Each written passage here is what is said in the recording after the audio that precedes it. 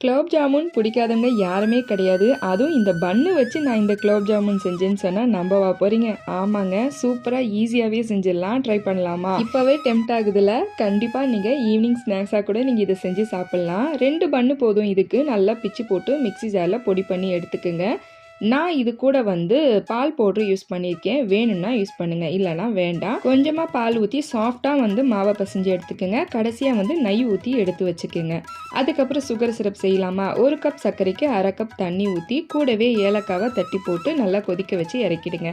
அதுக்கப்புறம் நம்ம செஞ்சு வச்சுருக்க அந்த குலோப் ஜாமுன் பால்ஸ்லாம் இருக்குல்ல, அது எல்லாமே வந்து ஃப்ரை பண்ணி எடுத்துக்கோங்க. எண்ணெயில் நல்லா கோல்டன் ப்ரௌன் ஆகிற அளவுக்கு நல்லா ஃப்ரை பண்ணி எடுத்துக்கோங்க. பார்த்தீங்களா தெரியும், நல்லா குண்டு குண்டாக உங்களுக்கு குலோப் ஜாமுன் சூப்பராக உங்களுக்கு ஃப்ரை ஆகி வந்துருச்சா? இதுக்கப்புறம் நீங்கள் சுகர் சிரப்பில் போட்டு ஊற வைக்க வேண்டியதான். ஒரு 1/2 ஹவர்லேயே வந்து உங்களுக்கு இந்த ஜாமுன் ரெடி ஆயிரும். ஈவினிங் டைமில் ஸ்வீட் சாப்பிட்ணுன்னு டெம்ட் ஆயிடுச்சுன்னா இதை நீங்கள் ஈஸியாக நீங்கள் ட்ரை பண்ணி செஞ்சு சாப்பிட்டு பாருங்க. இந்த குலோப் ஜாமுன் பார்க்க பன்னில் தான் செஞ்சதுன்னு சொல்லி நம்ம சொல்கிற வரைக்கும் யாரும் நம்ப மாட்டாங்க. ட்ரை பண்ணி பாருங்க. பயங்கரமான ஆளா இருக்கேடா.